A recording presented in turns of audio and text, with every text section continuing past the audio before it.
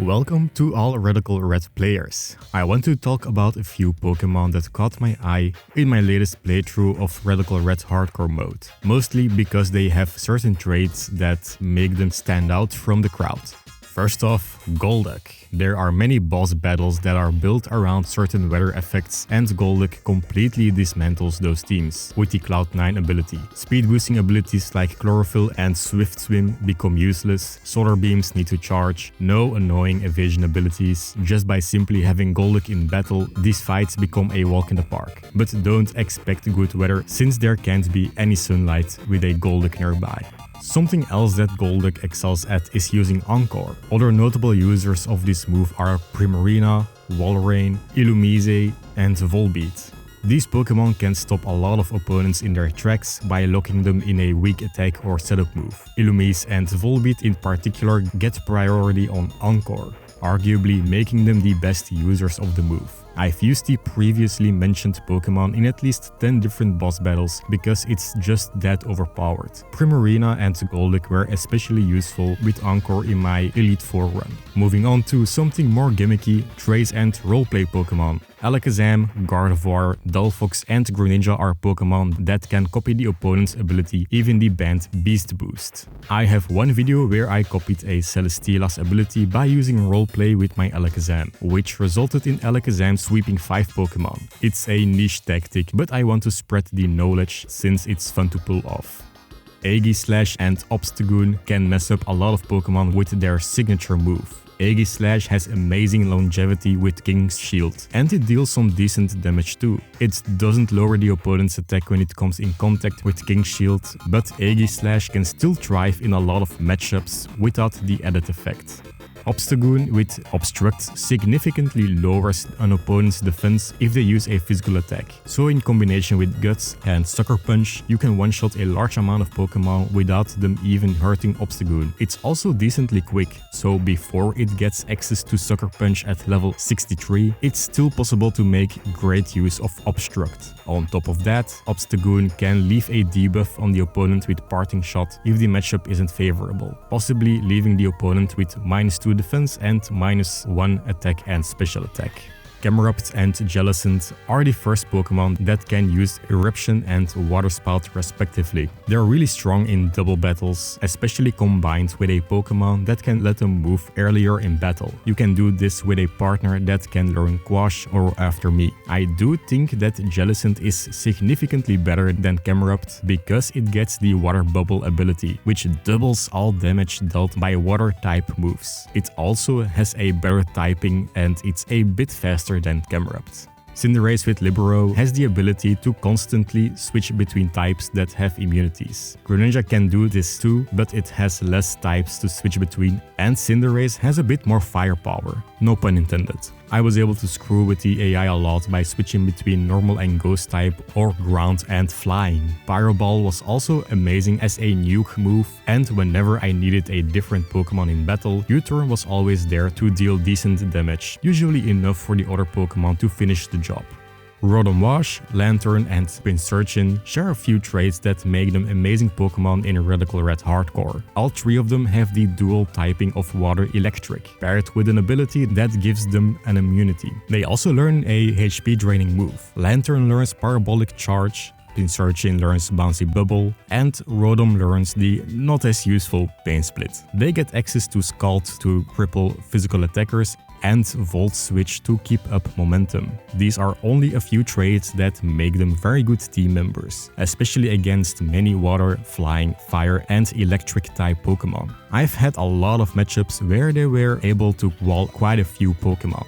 The next entry is similar to the Encore users earlier, but for Pokemon that have strong HP draining moves. Some examples are Drain Punch, Leech Life, Parabolic Charge, Bouncy Bubble, Giga Drain, Sappy Seed, and so on. I always found the best Pokemon in hardcore mode to be the ones that learn such moves, because it can decide if they live another few turns, it can nullify the damage taken in the same turn, it just increases the longevity of a Pokemon by a lot. Mienshao and the Conkeldurr line are pretty good with Drain Punch, especially Mienshao for the early to mid game, since it can be paired with U-Turn and Regenerator. It can easily come in a few times and finish a fight with full HP. Parasect and Cradily are amazing tanks with Sappy Seed. It deals very good physical damage and plants a Leech Seed on the opponent, which can be combined with their respective draining moves like Leech Life or Giga Drain. Leafeon also seems like a good user of Sappy Seed, but I have no experience with this Pokemon sadly. I won't drag this section on for any longer, let's continue on with the next Pokemon. One that I remembered way too late, Kricketune. This thing is a monster very early in the game. It can sweep pretty much everything up to Brock with Rock Tomb, Mega Drain, Bug Bite and Struggle Bug, accompanied by the Technician ability to boost these moves to 90 BP. Kricketune is a must-have Pokemon until you reach the second gym.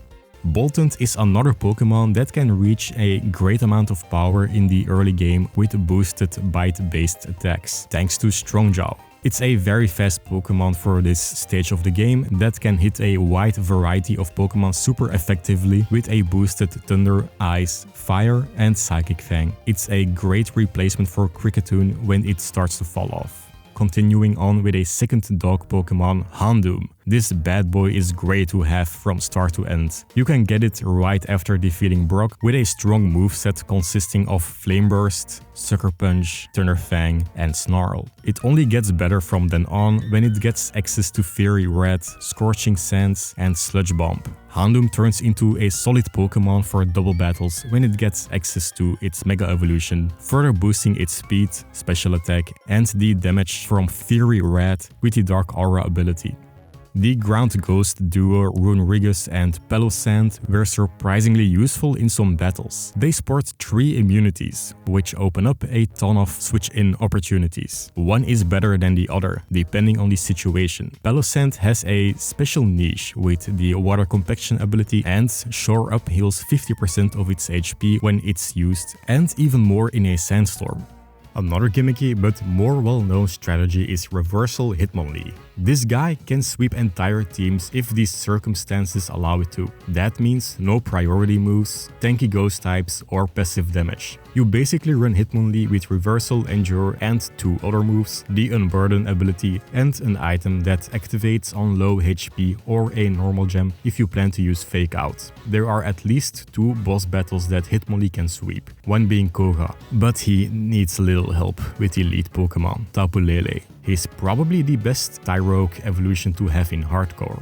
Dragapult is here simply because of its versatility and speed. It becomes available pretty late into the game, but it was always useful in some way by providing screens, filling in missing type coverage, or by revenge killing.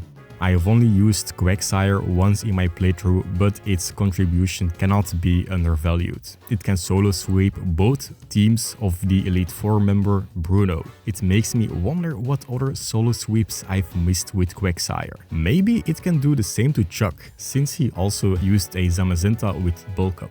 Next up are the best false swipe users in the game. The Scyther line is all around amazing. They have a wide range of strong priority options, access to stab U-turn, their Technician ability gives them even more options to deal damage by powering up weaker moves like Dual Wing Beat, Bug Bite, Bullet Punch, Quick Attack, Accelerock, Rock Blast and Bulldoze. Scizor is especially easy to put on a team because of its typing, high attack and Mega Evolution. Speaking of Mega Evolutions, there are 3 more that stood out to me. Mega Gallade has an attack stat of 165, which is in the top 15 highest attack stats in the game. This huge amount of attack enables him to one-shot a lot of Pokemon. With the Blade Master ability, his power and critical rate gets boosted even further when he uses blade or cutting moves. His 110 base speed stat is already pretty high, but regular Gallade has the Steadfast ability, which increases his speed by 1 stage when he's flinched. This is very easily abused against Pokemon with Fake Out, and there are more of them than I can count on one hand. Mega Gallade was a major help from Cinnabar Island up to Victory Road. He swept a majority of Gym 7 and Victory Road trainers. Mega Aerodactyl fills a similar role, but I found less opportunities to use it. It's a very strong damage dealer and one of the fastest threats in the game, but it's kill or be killed with this guy. The final Pokemon that I want to talk about is Mega Sceptile. This Pokemon is considered to be one of the best in the game, and I can definitely see why. It's slightly slower than Aerodactyl, but only by 5 points, and Sceptile's bulk is traded for more special attack, so you can run a good mixed set. Its most powerful Dragon-type move, Scale Shot, is banned in Hardcore, but there are still enough attacks to choose from that benefit from the Technician ability. Of course, I haven't been able to play with every Pokemon that Radical Red has to offer, so I would like to hear from you if there are any more Pokemon with a lot of potential in the Hardcore mode. If my video was helpful for you, don't forget to leave a like and subscribe to the channel. Have a good one.